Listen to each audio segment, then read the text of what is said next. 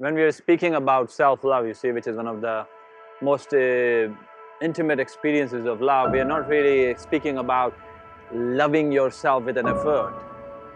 Self-love is actually the deepest experience of who you are. It's when you dive in the very depth of who you are, what arises there, what you discover there is this great silence. And in that silence, what arises is love. That silence is love. For what we experience, this whole looking for love arises from that being this ego state where we exist in an isolated entity floating around in a very hostile universe, where our fundamental experience of life is in isolation, disconnect from love. And when we maintain this identity, you see, of a being encased in this physiology merely and as an afterthought, part of a narrative, we will always feel lack of love. And this is a myth. And an important aspect of coming to love is transcending this myth of self, a self as an isolated value floating around in a hostile universe. So that's where we have to dive deep in all these teachings that all traditions have spoken about, that the love is within you and we have to dive deep in. The only way out is in.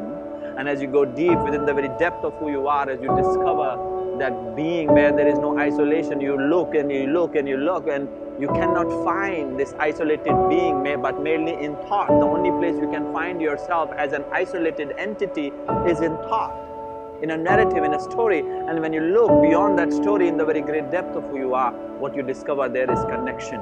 And that is love. And that is the deepest experience of love. That is love as self, or self as love. And that is self-love. When you experience the true sense of who you are, there where love arises in your field of your awareness, and you are love. You're no more looking for love. Then in the relative field of reality, you express love as trust. It rises in you. The love becomes the declaration in your life. It becomes a clearing in the very depth of your experience. And what you share is aspects of love in the relative field of reality. For love, when shared, is trust. Love, when shared, is kindness. Love, when shared, is gratefulness. Love, when shared, is appreciation. Love, when shared, is bowing at your feet, surrendering deeply. Love, when shared, is awe. Love, when shared, is wonder.